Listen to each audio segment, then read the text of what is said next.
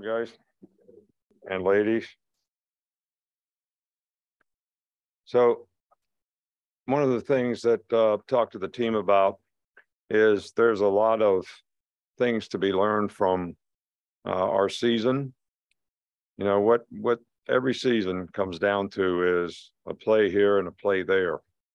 And the problem is you never know when those plays are coming up. So you got to be prepared to play every play, regardless of the circumstances and situation in the game. You got to execute. You got to get 11 guys to execute. So who you are, what you do sort of defines you, on Saturday. And, that could be a good thing if you prepared and created great habits in terms of what you want to do. But you also can get exposed if you don't do the things you need to do and look at the game itself as a challenge, not something to fear, but actually an opportunity to be able to go out and have success. I think we had a good offseason. I think we've had a good summer. That's something we want to continue to build on. But I don't really care what you do in the summer. When you put a helmet on, when you put spider pads on, things are different. And, when we put shells on, things are going to be different. So this is a process that, players have to go through. I think the key to the drill is can you continue to stay focused, pay attention to detail, sustain when you don't feel 100%, when you don't feel great, when you get a little sore, when you get a little tired, because you got to push yourself so that you can get to the next level. And, that's what we, want to try to, get our players to be able to stay focused on. And we certainly have, the kind of circumstances to help them do that, the kind of, conditions we had out there today. And it's something that will test your mettle a little bit. And that's probably a good thing at this time of the year. From a personnel standpoint, Tyu Jones-Bell had some medical issues. So, he's going to medical this year. And I think everybody worked today except Jamarian Miller will be out for, a couple of days with he got a strained quad. So, and other than that, guys, look, you're going to ask me about the quarterbacks every day. Every day I'm going to tell you the same thing. Everybody's getting reps at the position. Somebody's got to take the bull by the horns. Somebody's got to separate themselves. When that happens, we'll tell you. Be glad to tell you. When we're going to take the cake out of the oven, we will tell you when it's the time. All right. But until then, there's really nothing to talk about. There's nothing to say. So there's not a whole lot of sense in asking about it because we want all the guys, when they're in there, you play the position like it's yours, like it belongs to you. You're out there competing. You're not looking over your shoulder. You're not worrying about what somebody else does. You're playing like you're the man. And that's what we want each guy to do and see who can do that with the most consistency. So it's important. You got to be process oriented. You can't be outcome oriented right now. You got to be process oriented because that's what's going to help you play with the kind of consistency that you need to play winning football at the position, which is ultimately what we're looking for. Yeah, hey, Coach, when you're looking at the inside linebacker position, what kind of progress did you see from that group in the summer, and what maybe do you still want to see in preseason? Well, I'm happy with the group. Devontae Lawson played really good football when he played last year. He was injured, a lot of the time. He sat out the spring, got his knee worked on a little bit. He's had a good summer. He's got good leadership. He's got good understanding of the defense. Jihad Campbell has made really good progress. We've got lots of competition, at the position. So I'm pleased with the way these guys are progressing. They made a tremendous amount of progress. And I think, we had a lot of guys out on the spring that, both outside backers, one inside backer. So gave guys a lot of opportunity to get a lot of reps there. So with those guys back, we got a little better leadership. And, I like the experience that we have in the group. When you're evaluating left tackle play, what are the things that you look for? Well, I think, just because a guy's a left tackle, that doesn't mean it doesn't have to do all the things that an offensive lineman, has to do. You got to be assignment oriented. You got to work with the guys next to you in terms of, how you're blocking, whether it's run or pass. But I do think, as you guys have all pointed out, that when you have right-handed quarterbacks, obviously the left tackle is a little bit more important, but we're always going to try to scheme things. So if the other team has a significant rusher, we have ways to help guys. So, but I think pass blocking is important, but I think being a complete player at that position is important too. Getting moving on the run, being very assignment oriented, not making a lot of mental errors so that, you can execute and play winning football down in and down out. That's the same at every position. What have you seen from your tight end room since spring? And then what do you want to see from them in camp? Yeah, tight end group has made really good progress. CJ has been a really good addition to that group. He's got maturity. He's got experience. He's got size. He's got good hands. He's pretty good in the passing game. He's a pretty decent blocker. Right now, Buckner has really made a lot of improvement. He's kind of a mismatch player a little bit in the passing game, which is a good thing. And, all the other guys are progressing nicely as well. So, that group has come a long way, I think, over the spring and summer. Coach Jeff Allen put on Twitter yesterday, this is 35th year as a trainer and athletic trainer and 17th year. You've had a lot of people come in and out of this program, but he's stayed as a concrete piece of this program. What does he mean to you? And what does it say to him staying here with you by your side? What would you say if I put stuff like that about me on Twitter? Yeah. You guys would think I was ancient. No, hey, Jeff Allen is a really, really important part of the program. He's got a great personality. He's got the trust of the players.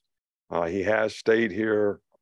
I think he came here right after the first year we were here and has been a really important staple, for a long, long time.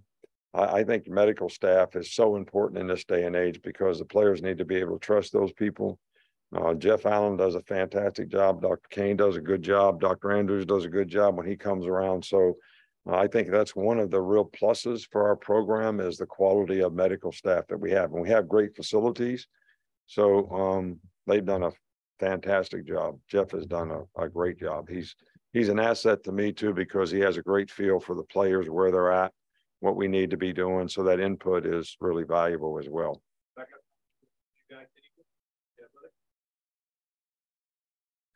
How have you seen Jace and Roydell continue to establish themselves as leaders in the running back room, and what is the next step in each of their developments? Well, I actually think there's 4 guys in the running back room that has really done a good job. Jace has been a really good leader. Roydell has always, set a really good example. He's a good special teams player as well as a good runner.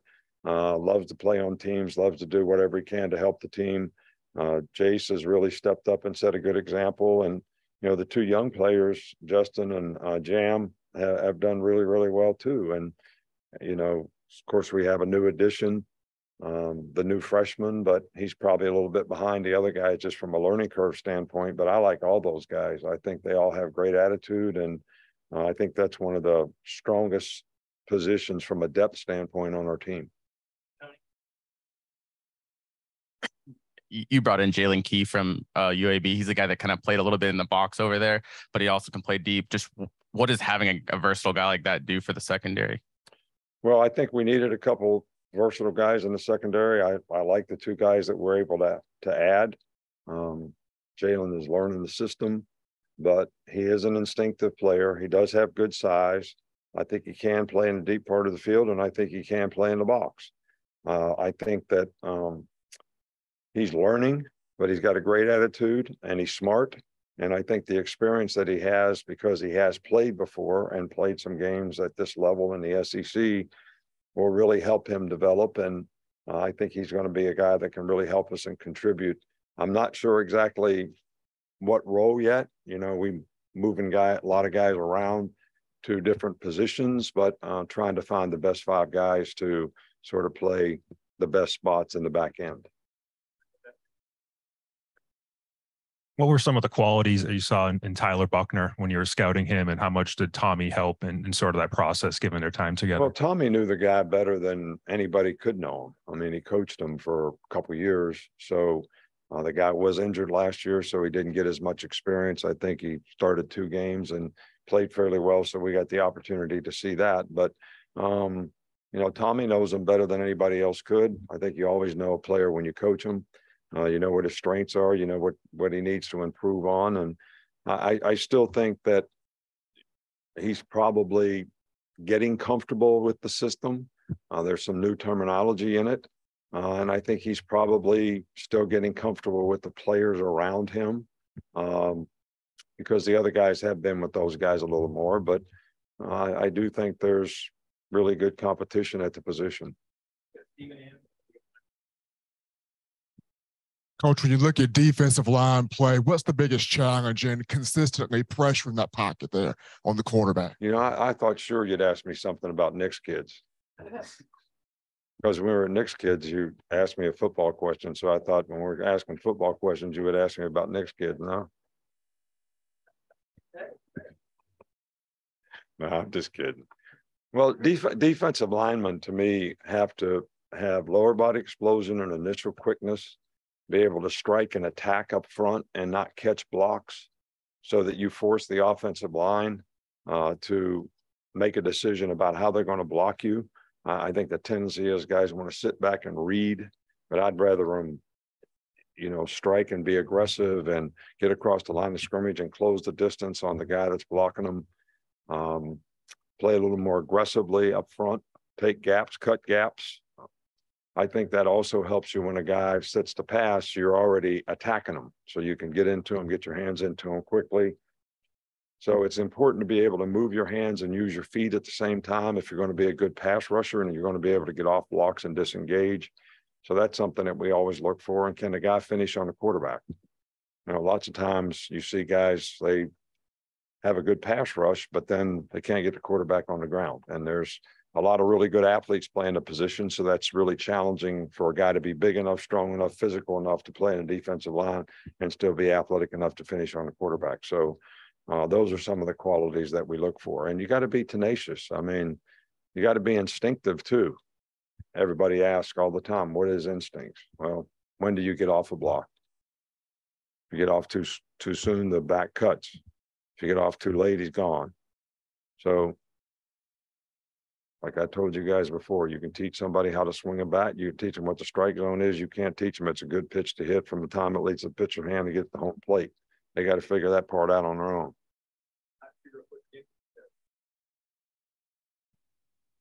Every team is different each year, but what are some of the core tenets you try to really hammer home to the guys in this first week of practice and in fall camp before the season gets going? I'm sorry.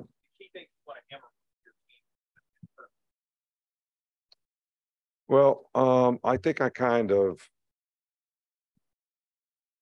mentioned this earlier when I talked at SEC Media Day about talent is not enough, because at some point in time, you're going to meet the person that has the same amount of talent that you do. So if you don't have the right mindset to go with that talent, which means you got resiliency, you got work ethic, you got perseverance, you can overcome adversity, you got discipline to pay attention to detail, do the little things right, so that you can execute at a high level all the time. So you're going to take advantage and bring your talent to fruition. But I also think having humility is something that's important, because if you have humility, you know there's a better way. So you're always looking for a better way. So you have tremendous gratitude for the people who are trying to teach you, whether it's your parents, your teacher, your coach, whoever it is. And you have great relationships with those people. And you can self-assess and you know there's a better way, and that's how you improve. And I think those are qualities that, you know, we need to continue to develop on our team so that we get everybody buying into the principles and values and what it takes to be successful. But it's what I said before, you got to do it every play. You know, when you look back on the season, like I showed the guys a film yesterday of, okay, here's some good plays we made in crunch time and won close games, and here's some plays we really messed up in crunch time, and it hurt us in close games. So what are you going to learn from that? But you got to be able to execute, and you got to be able to play your best when your best is needed. So that's what great competitors can do, and that's what we want to try to continue to develop on our team. Coach, you signed Malik Benson and Justin Jefferson, two JUCOs in the last class. How have they assimilated or worked themselves into the program thus far? I think both guys are sort of developing nicely, but I think the biggest issue with both guys is understanding what to do so they can go play fast all the time. I think there's still a little apprehension about, and Malik's probably a little further along than Justin, because at least on offense, you know, I know what I'm supposed to do. On defense, you're reacting to something. So not to be able to understand what your assignment is and, you know, how to react to that, I think takes a little longer. But I think both those two guys can make a contribution to our team. Thanks, Kirk. So I'm going to ask you all something because I'm really interested in this. You ask me questions all the time. So we had a media training session yesterday. How'd I do? Did I do better because I sat through media training? All right, thanks. I appreciate it. And yeah.